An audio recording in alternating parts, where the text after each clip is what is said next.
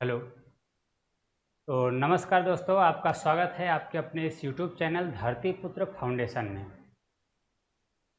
प्यारे बच्चों, जैसा कि मैं आप लोगों को केमिस्ट्री पढ़ा रहा हूं और केमिस्ट्री में जो आपके पहला चैप्टर है, चैप्टर का नाम है आसपास की वस्तुएं या आसपास के पदार्थ। हमारे आसपास के पदार्थ चैप्टर का नाम है और उस चैप्टर के अंतर्गत हम आपको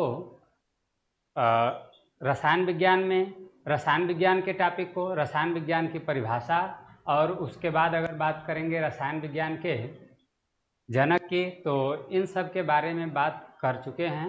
और उसके बाद चैप्टर का नाम जो था हमारे आसपास के पदार्थ, तो उस चैप्टर के बारे में भी हम चर्चा कर चुके हैं, कुछ बातें बता चुके हैं उसमें।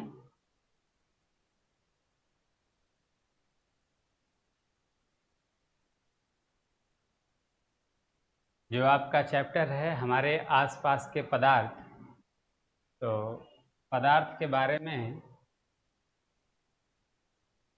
कुछ मोस्ट इम्पॉर्टेंट टॉपिक जो है हम बता चुके हैं।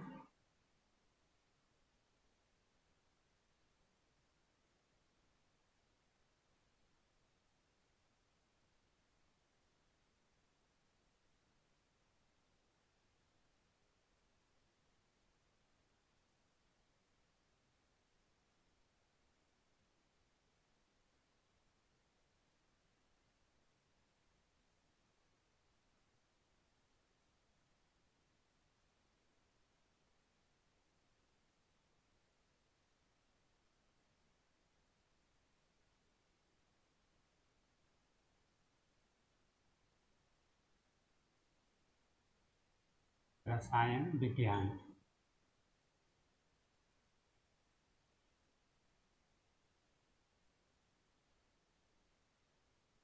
प्यारे बच्चों, जो आपका चैप्टर है, चैप्टर का नाम है हमारे आसपास के पदार्थ। हमारे आसपास के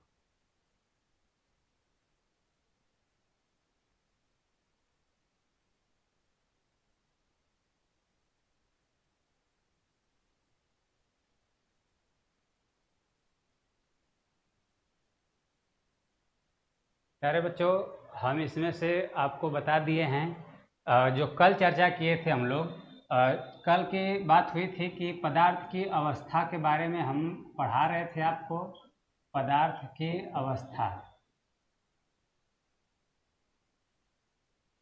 और पदार्थ की अवस्था में हम आपको ये बताए थे कि पदार्थ की मुख्य रूप से 5 अवस्थाएं होती हैं, और जो आपके बुक में जो हम लोगों को पढ़ना है, मुख्य रूप से 3 अवस्था के बारे में जानना है। प्यारे बच्चों, हम आपको जो पहली अवस्था थी, जिसको आप कह रहे थे ठोस, जिसको इंग्लिश में सॉलिड कहते हैं। दूसरी अवस्था जो थी आपकी,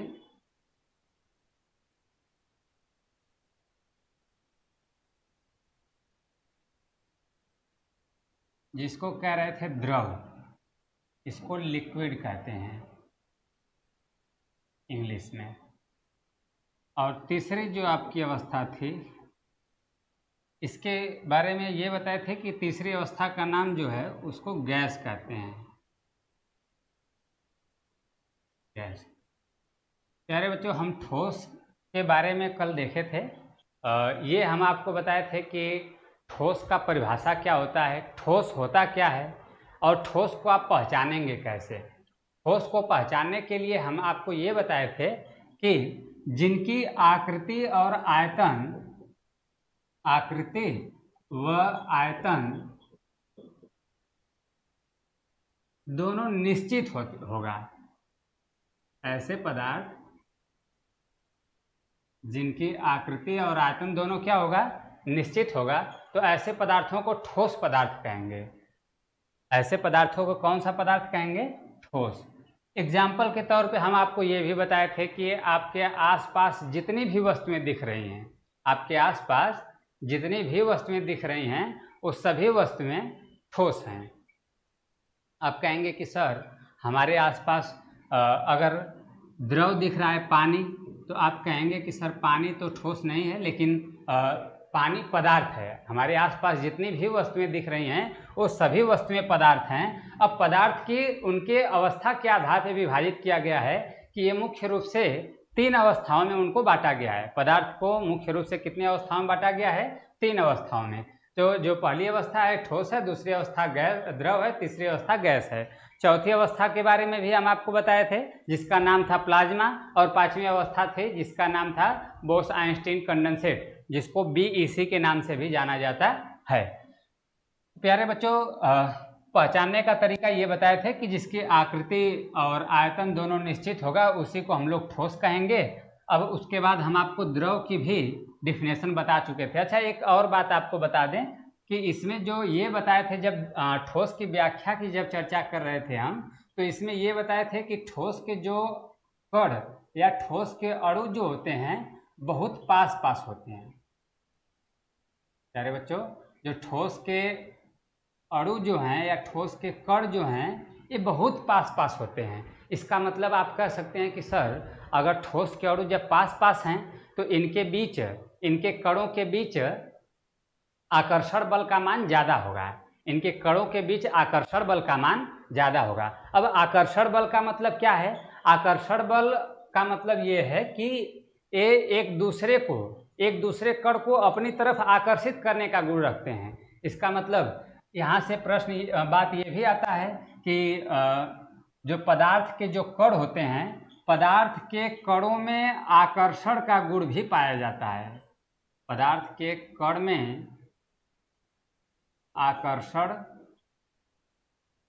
पदार्थ के कणों में आकर्षण का भी गुण पाया जाता है। अर्थात कह सकते हैं कि पदार्थ के सभी कण आकर्षित होते हैं या एक दूसरे को आकर्षित करते हैं। दूसरी बात ये भी हम बताए थे प्यारे बच्चों कि जब ठोस की व्याख्या कर रहे थे तो ठोस की व्याख्या में ये बताए थे कि इनके कणों के बीच रिक्त स्थान नगण्य होता है। अर्थात इनके कणों के बीच रिक्त स्थान, या उसी को हम एक अन्य नाम भी बताए थे जिसको कह रहे थे अंतराअणुक स्थान। अंतराअणुक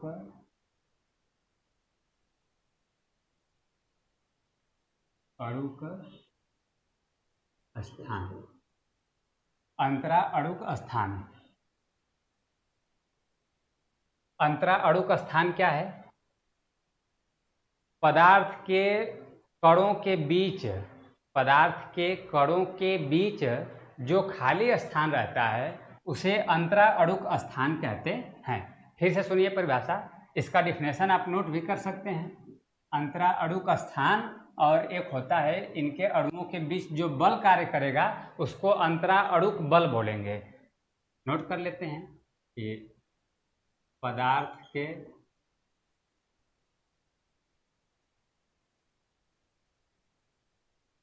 कणों के बीच जो खाली स्थान होता है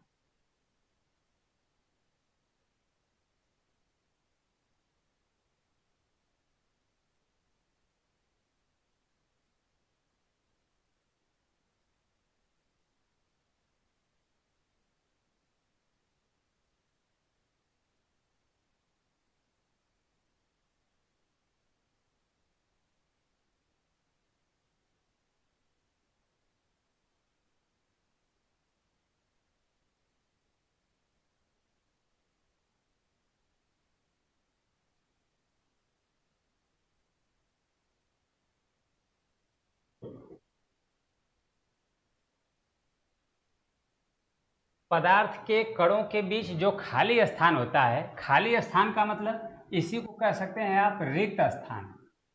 खाली स्थान का मतलब रिक्त स्थान। पदार्थ के कणों के बीच जो खाली स्थान होता है या जो रिक्त स्थान होता है उसे अंतराअणुक स्थान कहते हैं। उसे प्यारे बच्चों क्या कहते हैं? अंतराअणुक स्थान। एक बार फिर से सुनिए, पदार्थ के कणों के बीच जो खाली स्थान होता है, पदार्थ के कणों के बीच जो खाली स्थान होता है उसे अंतरा अणुक स्थान कहते हैं। आप कहेंगे कि सर कैसे पता चलेगा? अभी तो आप कह रहे थे ठोस का एक स्ट्रक्चर बनाए थे आप इस तरह से, ठोस की जब व्याख्या कर रहे थे तो ये बताए थे कि सर ये बहुत पास पास होते हैं। तो प्यारे बच्चों, वास्तव में ये बहुत पास पास होते हैं, इनके बीच खाली स्थान नहीं के बराबर होता है। अर्थात कह सकते हैं सर बहुत थोड़ा बहुत मात्रा में स्थान खाली होता भी है। आप कहेंगे कि सर स्थान जब खाली होता है तो ठोस के कण, अर्थात इस बात से पता चलता है कि जब अगर इनके बीच खाली स्थान होगा तो इसका मतलब कि सर जो पदार्थ के कण होंगे वो निरंतर गति भी करते रहेंगे। तो ये सही बात है कि जो पदार्थ के कण होते हैं वो निरंतर गति भी करते रहते हैं, लेकिन ठोस पदार्थ के कण गति नहीं करते हैं। ठोस पदार्थ के जो कण होते हैं, ये ठोस के जो कण होते हैं प्यारे बच्चों, ये गति नहीं करते हैं। तब ये क्या करते हैं? ये अपने ही स्थान पे कंपन करते रहते हैं। कंपन का मतलब इस तरह से, जैसे अपने ही स्थान पे इस तरह से कंपन का मतलब आप समझ रहे होंगे। जैसे अगर आप देखेंगे स्प्रिंग अगर ले लेते हैं तो स्प्रिंग को अगर एक तरफ से दूसरे तरफ से खींच करके जब छोड़ते हैं तो वो कंपन करने लगता है। या कोई तना हुआ धागा ले लेते हैं, बीच से पकड़ करके छोड़ते हैं तो भी अपने स्थान पे वो मतलब कंपन करने लगता है। उसी तरह से ये पदार्थ जो ठोस के जो कण होते हैं ये भी अपने स्थान पे कंपन करने लगते हैं। अब ये तो रहा अंतराणुक स्थान, जो कि जब हम आपको बता रहे थे ठोस की व्याख्या तो उसमें आया था, ठोस की व्याख्या में। अब प्यारे बच्चों आ जाते हैं, इससे रिलेटेड एक और डिफिनेशन बनता है जिसको आप कहते हैं अंतराणुक बल। अंतराणुक बल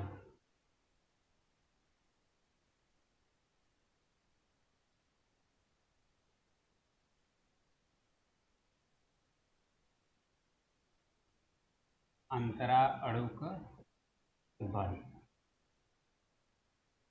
अंतराणुक बल की अगर बात करेंगे तो आप कहेंगे कि सर पदार्थ के कणों के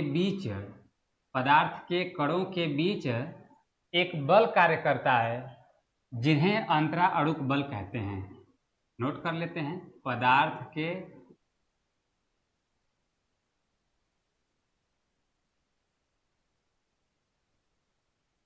कणों के बीच एक बल कार्य करता है।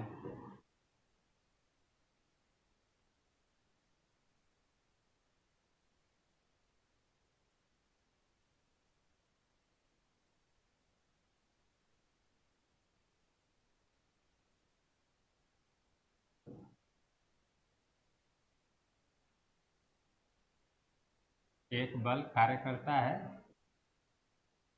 जिसे अंतराणुक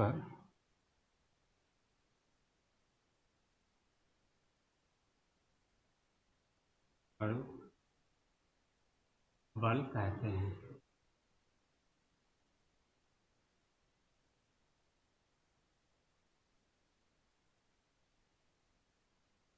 तो प्यारे बच्चों, अंतराणुक बल और अंतराणुक स्थान के बारे में हम आपको बता दिए कि पदार्थ के कणों के बीच एक बल कार्य करता है। कहीं कहीं इसी को लोग कहते हैं पदार्थ के कणों के बीच एक आकर्षण बल कार्य करता है, तो जिसे अंतराणुक बल कहते हैं। अंतराणुक बल का मतलब या अंतराणुक स्थान का मतलब यही हो गया कि आप कह सकते हैं कि सर एक निश्चित अंतराल पे जो पदार्थ के कण जो होते हैं उनके बीच जो खाली स्थान होता है उसको अंतराणुक स्थान कहते हैं। और अगर जब उन कणों के बीच जो बल कार्य करता है या कोई एक बल कार्य करता है जिसे अंतराणुक बल कहते हैं। प्यारे बच्चों, इसके बाद हम लोग चलेंगे, आपको कल हम बताए थे द्रव के बारे में, द्रव का डिफिनेशन बता चुके थे।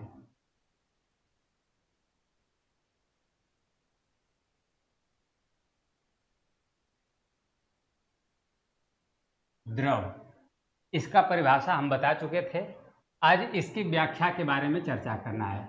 अगर द्रव की परिभाषा, इसके डिफिनेशन की अगर जब बात करेंगे तो आप कहेंगे कि सर आप ये बताए थे कल कि द्रव जो होते हैं उनकी आकृति अर्थात आकार अनिश्चित होता है। इनकी आकृति अर्थात आकार जो होता है वह अनिश्चित होता है, जबकि द्रव का आयतन जो होता है वो निश्चित होता है। ये हम आपको याद होगा नीले ड्रम की भी बात बताए थे, जिसमें आप इसके आकृति अनिश्चित का मतलब कि जब उस द्रव को, उस पानी को हम लोग ड्रम में रख देते थे तो ड्रम के आकार का, अगर जब उसको बाल्टी में रखते थे तो बाल्टी के आकार का। तो इन सब बातों के बारे में हम चर्चा कर चुके थे। आज हम देखेंगे द्रव की व्याख्या।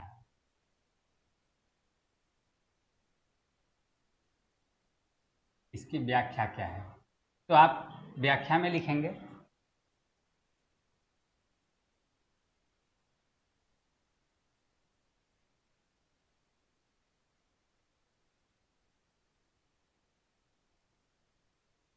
द्रव के अणु या द्रव के कण।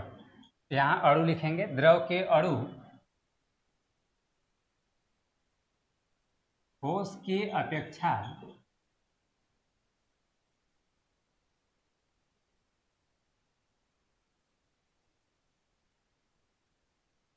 कुछ दूर दूर होते हैं।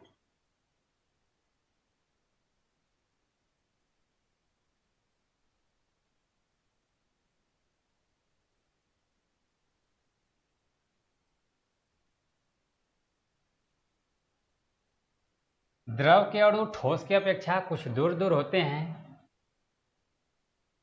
अर्थात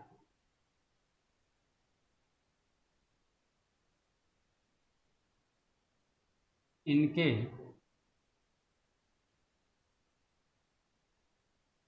अणुओं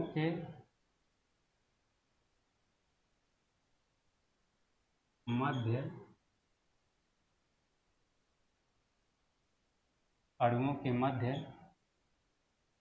अंतरा अणुक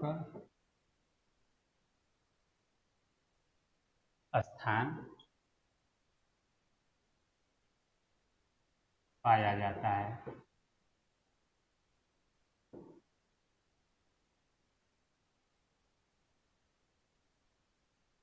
द्रव के अणु ठोस की अपेक्षा कुछ दूर दूर होते हैं, अर्थात इनके अणुओं के मध्य अंतरा अणु का स्थान पाया जाता है। द्रव के अणु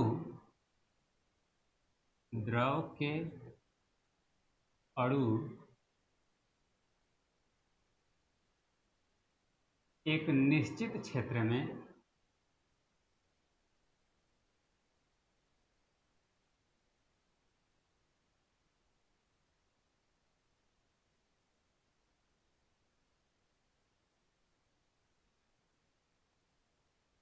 गति करते रहते हैं।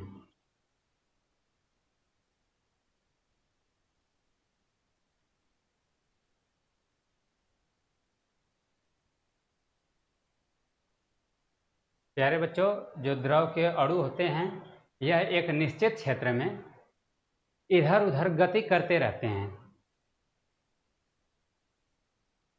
इनके इस गति को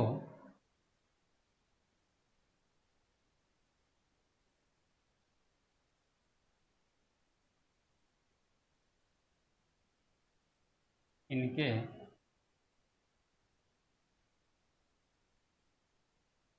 इस गति को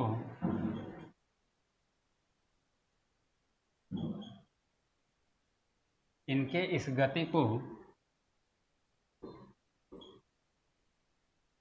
ब्राउनी गति कहते हैं।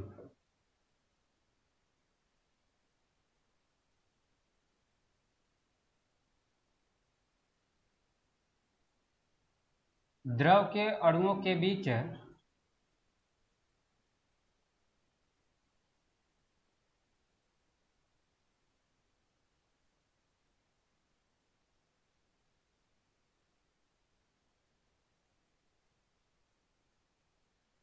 द्रव के अणुओं के बीच आकर्षण बल का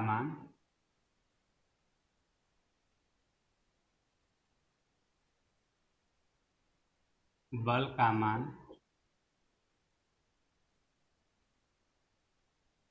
कम होता है।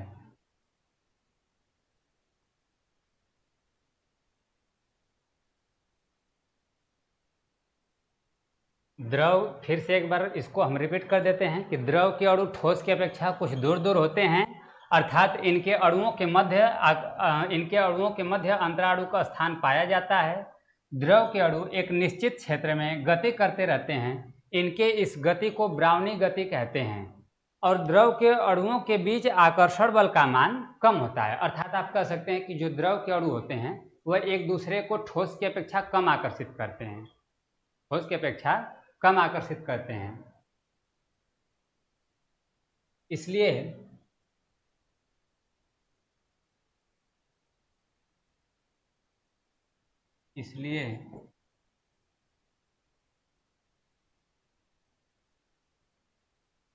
इनकी आकृति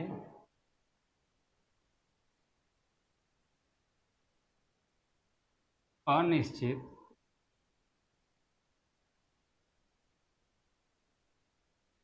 तथा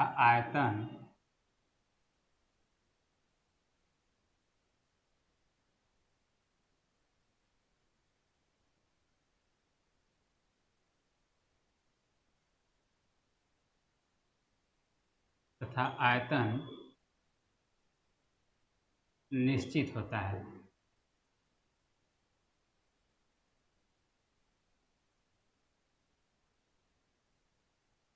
प्यारे बच्चों, ये रहा आपका द्रव की व्याख्या, जिसमें से हम आपको ये बताया कि द्रव के अणु ठोस की अपेक्षा कुछ दूर दूर होते हैं, इनके अर्थात इनके अणुओं के मध्य अंतराणु का स्थान पाया जाता है। और द्रव के अणु एक निश्चित क्षेत्र में गति करते रहते हैं, इनके इस गति को ब्राउनी गति कहते हैं। द्रव के अणुओं के बीच आकर्षण बल का मान कम होता है, इसलिए इनकी आकृति अनिश्चित तथा आयतन निश्चित होता है। आप इसका स्क्रीनशॉट ले लीजिए। आशा करते हैं कि आप इनका स्क्रीनशॉट ले लिए होंगे। नेक्स्ट पेज से शुरू करते हैं। इसी के जस्ट नीचे प्यारे बच्चों आप कुछ इस तरह की आकृति भी आप बना लेंगे।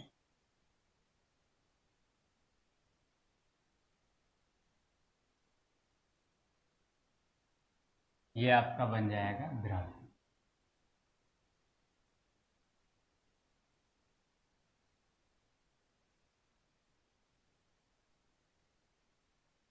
लिक्विड। प्यारे बच्चों, अभी हम आपको एक गति के बारे में बताएं जिसे कह रहे थे हम लोग ब्राउनी गति। तो हेडिंग ब्राउनी गति भी आप लिख लेंगे, ब्राउनी गति।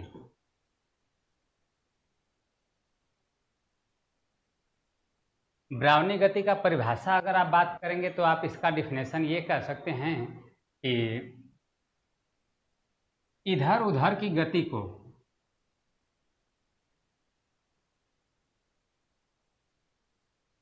या फिर कह सकते हैं इधर उधर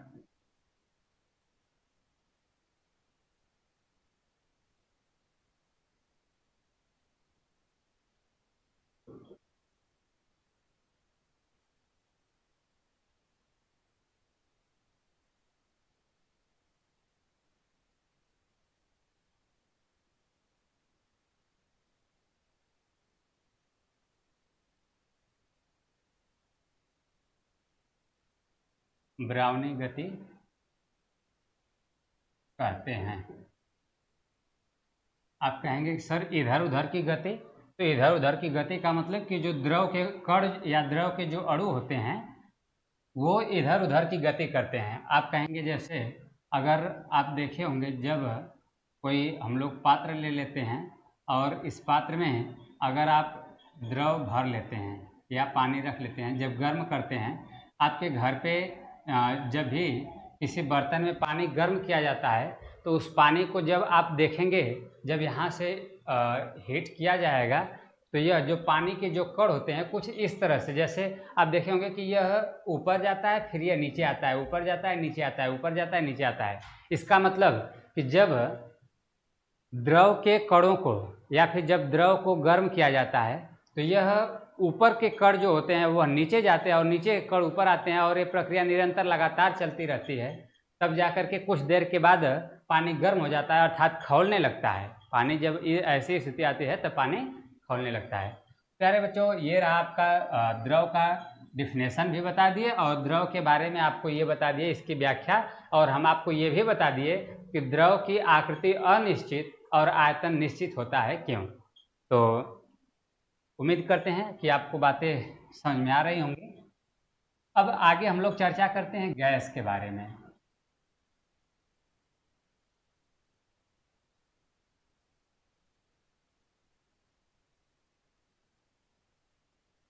प्यारे बच्चों, गैस की अगर परिभाषा हम लोग सबसे पहले देख लेते हैं।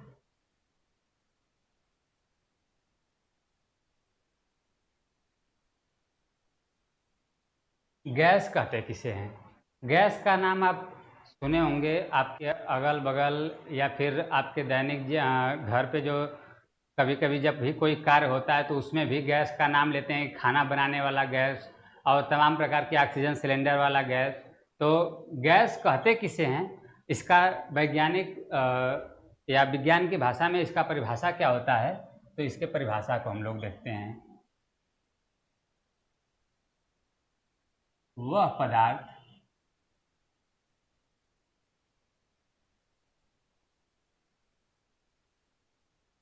जिसका आकृति एवं आयतन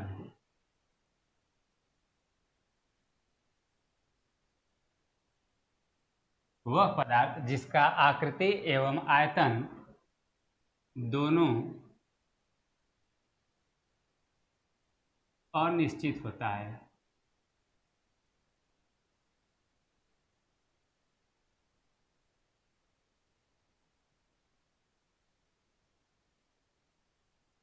दोनों अनिश्चित होता है, गैस कहलाता है।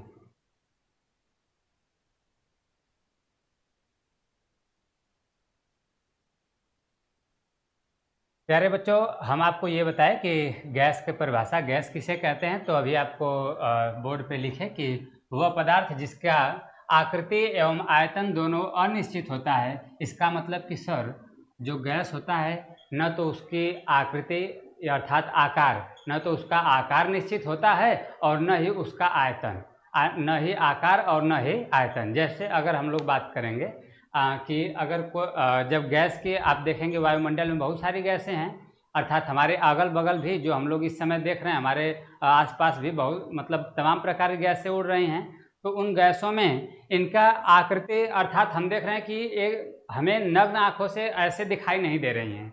जो गैस है वह आप देख रहे हैं, बस उसको हम महसूस कर ले रहे हैं, गैस को महसूस कर ले रहे हैं, लेकिन इसके न ही कोई इसका आकार है, न ही कोई इसका आयतन है, न ही इसे हम वजन भी इसको पकड़ करके वजन भी नहीं कर सकते हैं एक। तो इसलिए इसकी आकृति और आयतन दोनों क्या है, अनिश्चित है। तो ये रहा आपका गैस का डिफिनेशन। अगर हम लोग जैसे अगर इसका एग्जाम्पल की बात करेंगे तो आप जैसे में लिख लेंगे ऑक्सीजन,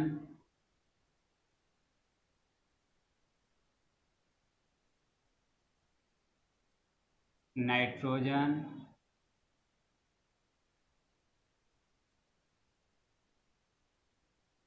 हाइड्रोजन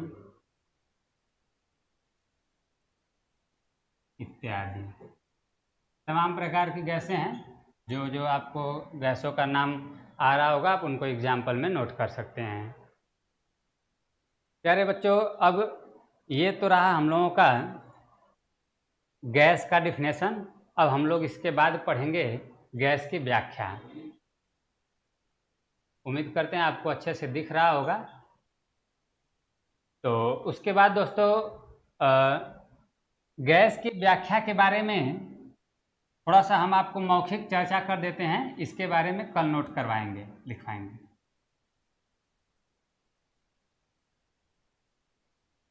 गैस की व्याख्या। आप गैस की व्याख्या की अगर जब बात करेंगे तो जो गैस के जो अणु होते हैं वह ठोस और द्रव की अपेक्षा काफ़ी दूर दूर होते हैं। अरे बच्चों, जो गैस के जो अणु होते हैं वो ठोस और द्रव की अपेक्षा काफ़ी दूर दूर होते हैं और इनके अणुओं के बीच अंतराणु का स्थान बहुत पाया जाता है। अर्थात कर सकते हैं, अच्छा दूसरी बात ये कि इनके अणुओं के बीच अंतराणु का स्थान अधिक मात्रा में पाया जाता है और इनके अणुओं के बीच आकर्षण बल का मान नगण्य होता है, मतलब एकदम आकर्षण बल का मान नहीं होता है, जिस वजह से इनकी आकृति और आयतन दोनों क्या होते हैं, अनिश्चित होते हैं। तो प्यारे बच्चों, उम्मीद करते हैं आपको इतनी बातें समझ में आई होंगी। आज के लिए इतना ही, फिर मिलेंगे नेक्स्ट वीडियो में।